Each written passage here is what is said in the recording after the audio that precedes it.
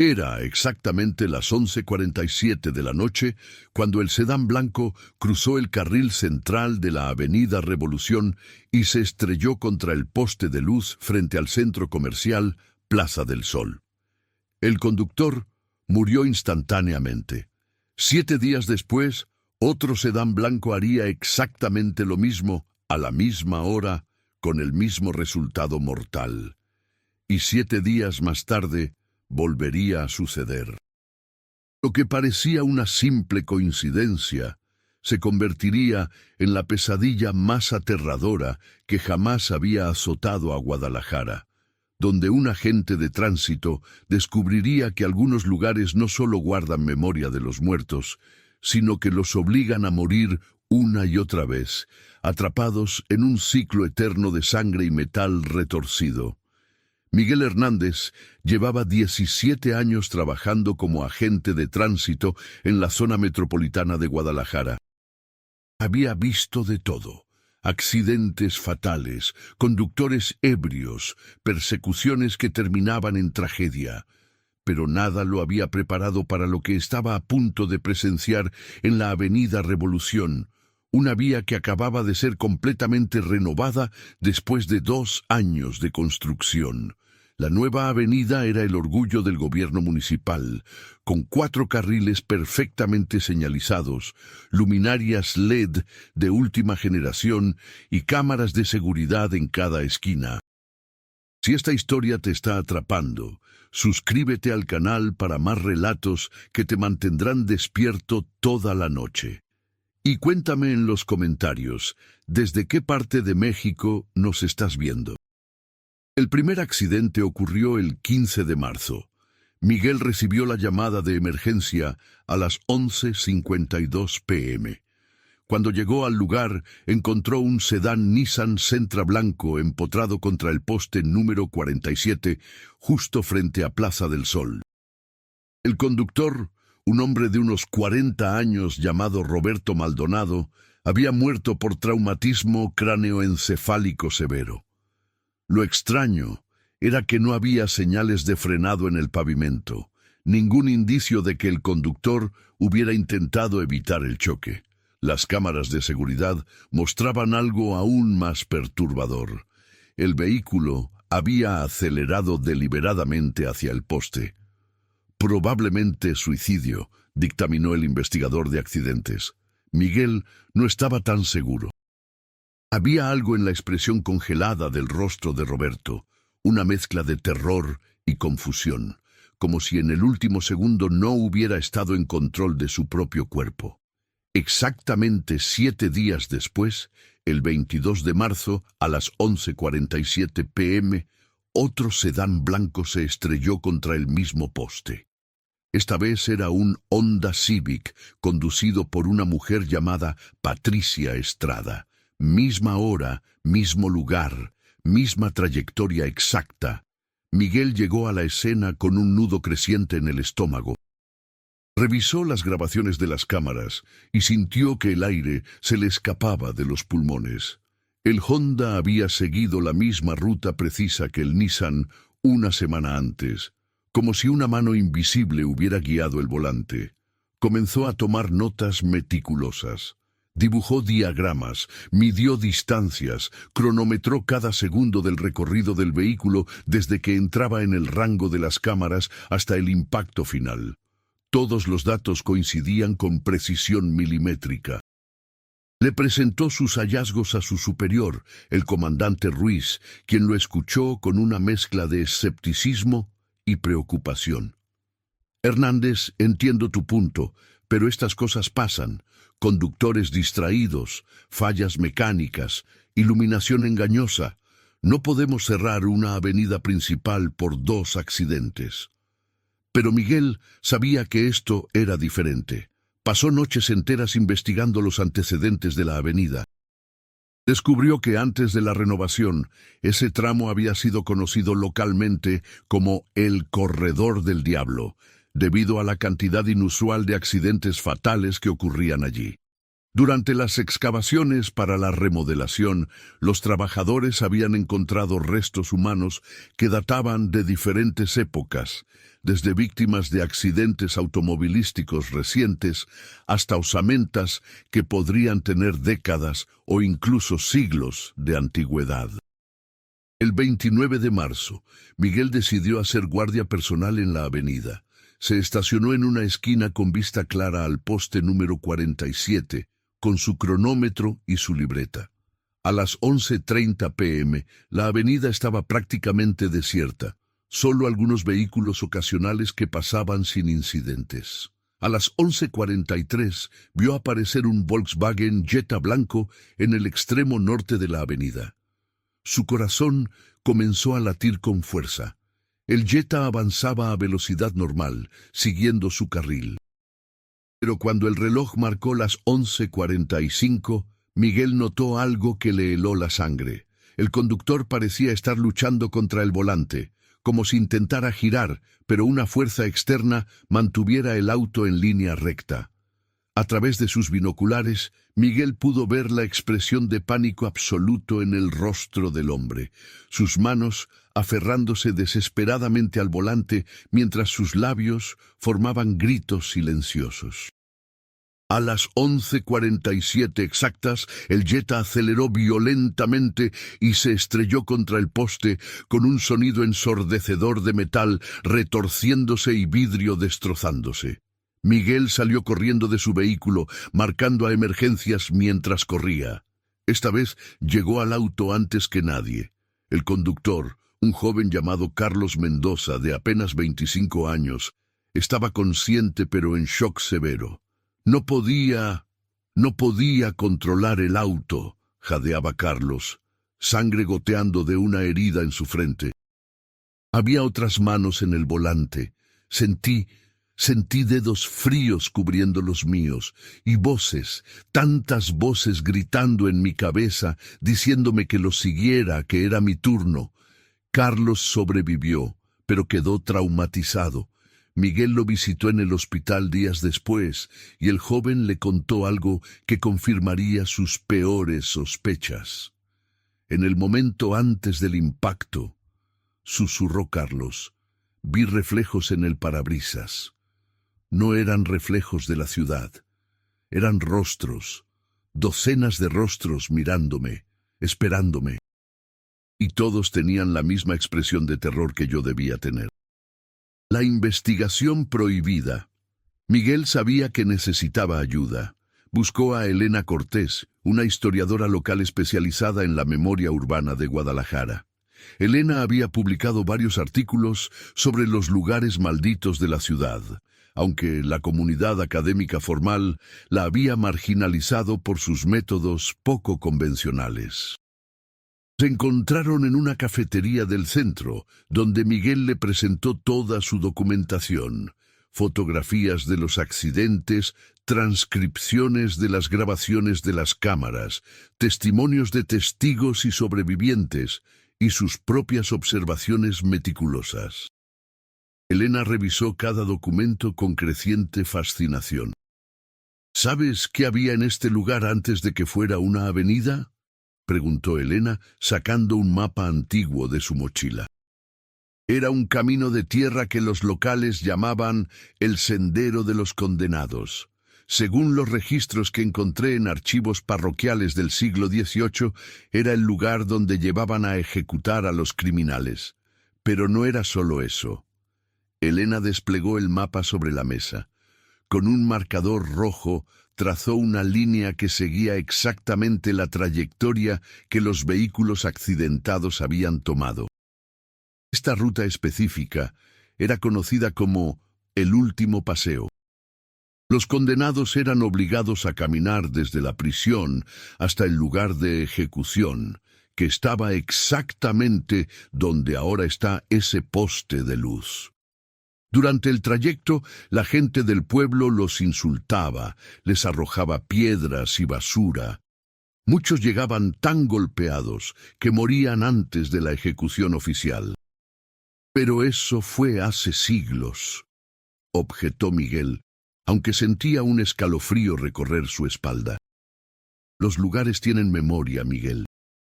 Y cuando una tragedia se repite una y otra vez en el mismo sitio, esa memoria se vuelve activa. Piénsalo, después de las ejecuciones coloniales vinieron los accidentes de carretas, luego los primeros automóviles en los años 20 y 30, y ahora esto. Cada nueva víctima alimenta el ciclo.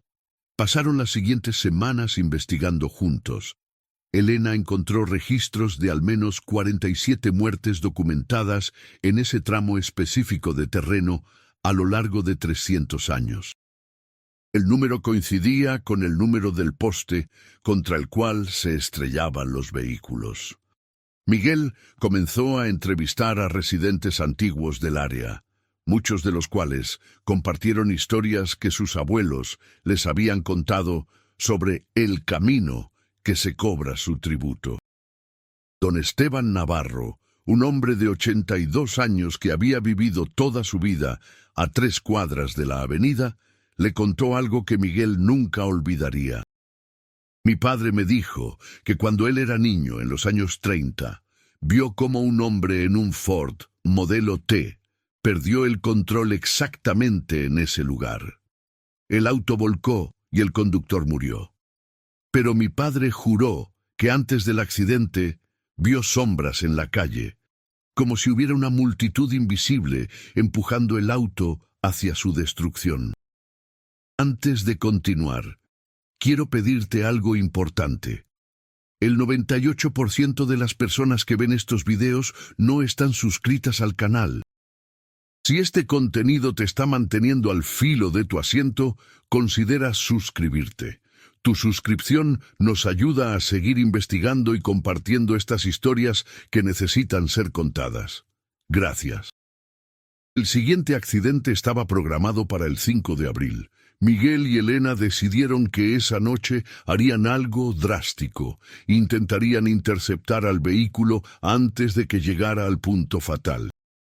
Miguel solicitó apoyo oficial, pero el comandante Ruiz le negó recursos, adviriéndole que estaba obsesionándose con una coincidencia y que debía enfocarse en sus deberes regulares.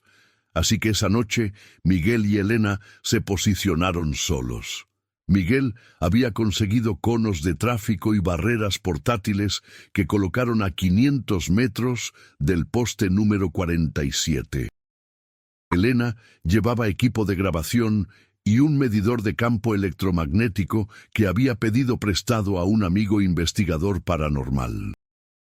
A las 11:30 p.m., el medidor de Elena comenzó a emitir lecturas anormales. «Hay una perturbación masiva en el campo electromagnético», dijo, mirando el dispositivo con incredulidad. «Los números están completamente fuera de escala». A las 11:40, ambos sintieron un cambio en el ambiente. La temperatura bajó drásticamente. Su aliento se volvió visible en el aire nocturno a pesar de que era abril. Las luces de la avenida comenzaron a parpadear erráticamente. Y entonces Miguel lo vio con sus propios ojos. Figuras translúcidas comenzaron a materializarse a lo largo de la avenida, formando una multitud espectral que se extendía por varios metros. No eran simplemente apariciones, eran personas de diferentes épocas. Hombres con ropa colonial española, mujeres con vestidos de principios del siglo XX, figuras más recientes con ropa moderna. Todos miraban hacia el norte de la avenida con expresión de anticipación cruel, como espectadores esperando un espectáculo. A las 11:43, un Chevrolet Aveo blanco apareció en el extremo norte.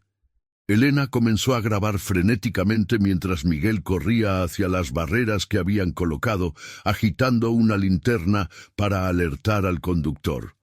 Pero el auto no redujo la velocidad. De hecho, pasó directamente a través de las barreras físicas como si éstas no existieran, sin siquiera tocarlas. Miguel corrió hacia el vehículo en movimiento gritando. Pudo ver al conductor, una mujer joven con expresión de terror absoluto, golpeando el parabrisas desde adentro como si estuviera atrapada. Y entonces Miguel vio lo que ella veía. Manos espectrales se extendían desde el pavimento mismo, agarrando el chasis del auto, guiándolo inexorablemente hacia el poste número 47. Naresur, el ritual del silencio. El impacto fue devastador. El aveo se destrozó contra el poste con una violencia que dejó a Miguel paralizado. Pero esta vez algo diferente sucedió. En el momento exacto del impacto, las figuras espectrales se volvieron sólidas por un instante, y Miguel pudo escuchar sus gritos, sus insultos, su sed de sangre, como un eco distorsionado de algo que había sucedido siglos atrás. La conductora, milagrosamente, sobrevivió. Se llamaba Diana Soto y era enfermera en el hospital civil. Cuando los paramédicos la sacaron del vehículo destrozado, estaba murmurando incoherentemente sobre las manos que la arrastraban y los rostros que exigían su muerte. Las grabaciones de Elena capturaron todo. No solo las anomalías electromagnéticas, sino también perturbaciones visuales en el video, distorsiones, sombras que no deberían estar allí, y en algunos cuadros, rostros apenas perceptibles superpuestos sobre la imagen normal de la avenida. Miguel presentó toda la evidencia a las autoridades municipales, incluyendo las grabaciones, los testimonios de los sobrevivientes y la investigación histórica de Elena. La respuesta fue rápida y brutal. Fue suspendido de su cargo por conducta inapropiada y difusión de información alarmista sin fundamento científico. El comandante Ruiz personalmente le advirtió que si continuaba con sus fantasías paranormales, enfrentaría consecuencias más severas. Pero Miguel no podía detenerse. Pero cuando sabía que otra persona moriría en exactamente 7 días. Elena había estado investigando en archivos de la Iglesia Católica local y encontró algo crucial. Registros de un sacerdote jesuita del siglo XVIII llamado Padre Sebastián Aguirre, quien había documentado los fenómenos extraños en el Sendero de los Condenados. Según los escritos del Padre Aguirre, el lugar había sido maldecido no solo por las ejecuciones, sino por un ritual específico que los verdugos realizaban. Cada vez que ejecutaban a alguien, recitaban una oración blasfema que ataba el alma del condenado al lugar, obligándola a revivir eternamente su último momento de terror. El padre había intentado exorcizar el lugar, pero fracasó. Su último registro, antes de su muerte misteriosa, describía cómo las almas atrapadas habían comenzado a arrastrar a otros hacia su destino. «Necesitamos romper el ciclo», dijo Elena, mostrándole a Miguel copias de los manuscritos antiguos. El padre Aguirre escribió sobre una contramaldición, un ritual de liberación, pero requiere algo que no sé si estás dispuesto a hacer. El ritual requería que alguien voluntariamente se colocara en el camino de la maldición en el momento exacto, pero en lugar de sucumbir, debía recitar una oración específica de liberación mientras mantenía su voluntad intacta. Era, esencialmente, ofrecerse como sacrificio con la esperanza de romper la cadena desde adentro. Miguel no dudó. «Si no lo hago yo, ¿quién lo hará? Ya he visto morir a demasiadas personas». Pasaron los días preparándose. Elena tradujo las oraciones del latín arcaico al español moderno, y Miguel las memorizó hasta que pudo recitarlas dormido. Consultaron con un sacerdote retirado llamado Padre Ignacio, quien había estudiado exorcismos durante su tiempo en el Vaticano. El anciano sacerdote escuchó su historia, y aunque escéptico al principio, finalmente aceptó ayudarlos después de revisar las evidencias y los manuscritos antiguos. «Lo que están enfrentando no es simplemente fantasmas», les advirtió el padre Ignacio. «Es una herida en el tejido mismo de la realidad, un lugar donde el tiempo se ha doblado sobre sí mismo.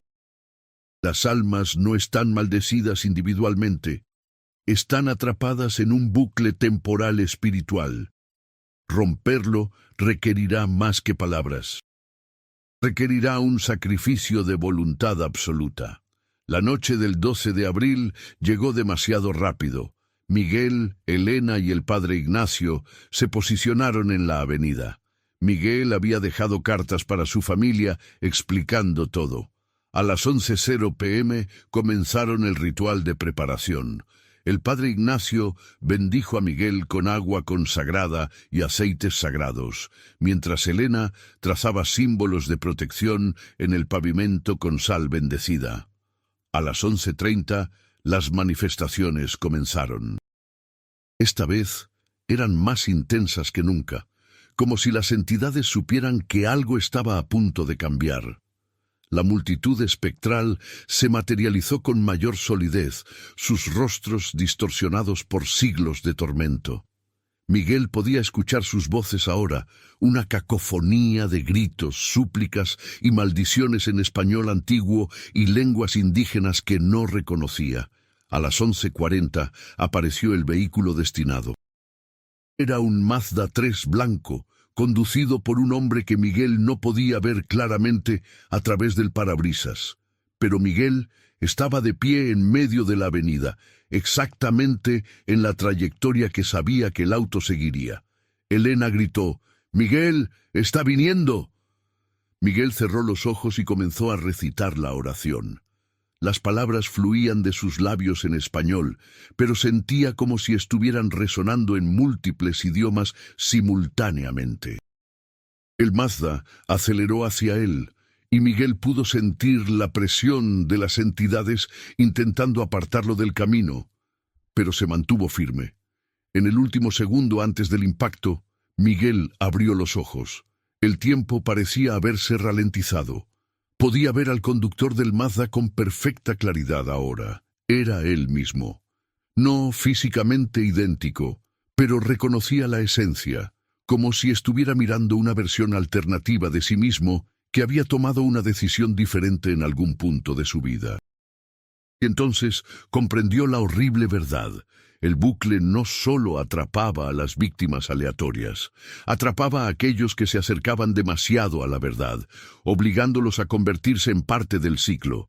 Él ya había muerto aquí, en una realidad alternativa, y si no rompía la maldición ahora, moriría aquí en infinitas realidades más. Con un grito que provenía de lo más profundo de su alma, Miguel completó la oración final justo cuando el Mazda estaba a centímetros de impactarlo. Hubo un destello de luz cegadora, tan brillante que Elena tuvo que apartar la vista. El sonido de vidrios rompiéndose llenó el aire, pero no era el sonido de un accidente automovilístico. Era el sonido de algo mucho más antiguo y fundamental rompiéndose. Cuando Elena pudo ver de nuevo, el Mazda se había detenido a centímetros de Miguel, que estaba de rodillas en el pavimento, respirando pesadamente. El conductor, un hombre de mediana edad llamado Arturo Ruiz, sin relación con el comandante, salió tambaleándose del vehículo, consciente y sin un solo rasguño. ¿Qué pasó?», jadeó Arturo.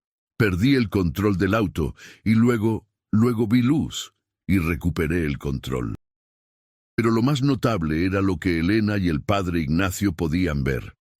Las figuras espectrales estaban desvaneciéndose, no con terror o resistencia, sino con expresiones de paz. Una por una, se disolvían en partículas de luz que se elevaban hacia el cielo nocturno como luciérnagas liberadas. Miguel se puso de pie lentamente, sintiendo como si hubiera envejecido décadas en segundos. Miró al padre Ignacio, quien tenía lágrimas corriendo por sus mejillas arrugadas. «Lo hiciste, hijo», susurró el anciano sacerdote, «rompiste el ciclo». El amanecer, después de la oscuridad. Los días siguientes fueron caóticos. La historia se filtró a los medios, aunque con los detalles sobrenaturales convenientemente omitidos u objetados por expertos escépticos. Oficialmente, se atribuyó el cese repentino de los accidentes a mejoras en la señalización y la iluminación que la ciudad supuestamente había implementado. Miguel fue reinstalado en su puesto después de que el comandante Ruiz, en privado, admitiera que había estado al tanto de las anomalías, pero había recibido órdenes de superiores de mantener el asunto en silencio para evitar pánico público y pérdida de confianza en la nueva infraestructura. Elena publicó un artículo académico sobre los hallazgos históricos, cuidadosamente presentado como un estudio sociológico sobre leyendas urbanas y memoria colectiva. El artículo fue sorprendentemente bien recibido y ayudó a restaurar su reputación en círculos académicos. Pero Miguel sabía la verdad. Cada noche que patrullaba la Avenida Revolución, podía sentir la diferencia. El aire ya no se sentía pesado, con presencias invisibles. Las luces ya no parpadeaban inexplicablemente, y lo más importante, no había habido un solo accidente fatal desde aquella noche del 12 de abril. Carlos Mendoza y Diana Soto, los sobrevivientes anteriores, gradualmente se recuperaron de sus traumas. Miguel los visitaba regularmente, y aunque nunca hablaban directamente sobre lo que realmente había sucedido, compartían una comprensión silenciosa de que habían estado al borde de algo terrible y habían sobrevivido gracias a fuerzas que escapaban la comprensión humana normal. 3 meses después del último accidente, se erigió un pequeño memorial en el lugar donde había estado el poste número 47. No era un monumento oficial del gobierno, sino algo que los residentes del área habían construido colectivamente. Una cruz simple, rodeada de flores frescas, que la gente reponía constantemente, junto con pequeñas placas con los nombres de aquellos que habían muerto en ese tramo a lo largo de los años. Miguel estaba allí el día que instalaron el memorial. Entre la pequeña multitud, creyó ver por un momento al padre Sebastián Aguirre, el jesuita del siglo XVIII, asintiendo con aprobación antes de desvanecerse como niebla matutina. Quizás era solo su imaginación, o quizás era el último eco de una batalla de siglos finalmente ganada. Elena se unió a él frente al memorial. ¿Crees que realmente se fueron?, preguntó. ¿Las almas atrapadas? Miguel pensó en aquella noche, en las expresiones de paz en los rostros espectrales mientras se disolvían. Sí, creo que finalmente encontraron su camino a casa. ¿Y si vuelve a pasar en otro lugar con otra maldición? Miguel sonrió con tristeza. Entonces estaremos listos. Ahora sabemos que estos ciclos pueden romperse. La oscuridad no siempre gana. Mientras el sol se ponía sobre Guadalajara, pintando el cielo con tonos de naranja y púrpura, la Avenida Revolución se llenaba de tráfico normal, personas regresando a casa después del trabajo, familias saliendo a cenar, vida transcurriendo como debería. El lugar, que había sido un nexo de muerte y repetición eterna, ahora era simplemente una calle, liberada de su pasado oscuro. Pero Miguel Hernández nunca olvidaría. Cada vez que patrullaba esa avenida, recordaba las lecciones aprendidas, que los lugares tienen memoria, que el pasado puede sangrar hacia el presente y que a veces se necesita un acto de valentía extraordinaria para sanar heridas que han estado abiertas durante siglos. La Avenida Revolución ya no cobraba su tributo semanal. El ciclo estaba roto, las almas estaban en paz. Y Miguel podía finalmente dormir por las noches, sin temer el sonido de metal retorciéndose y vidrio destrozándose que había perseguido sus sueños durante meses. Pero permanecía vigilante, porque en una ciudad tan antigua como Guadalajara, con capas sobre capas de historia, tragedia y memoria colectiva, siempre existía la posibilidad de que otro lugar maldito estuviera esperando ser descubierto. Y cuando ese día llegara, Miguel Hernández estaría listo para enfrentarlo. Gracias por quedarte hasta el final de esta historia. Si te gustó y te mantuvo al borde de tu asiento, compártela con alguien que ame las historias de terror basadas en hechos reales. Tu apoyo nos permite seguir investigando estos casos inexplicables que ocurren en nuestro México. Hasta la próxima historia.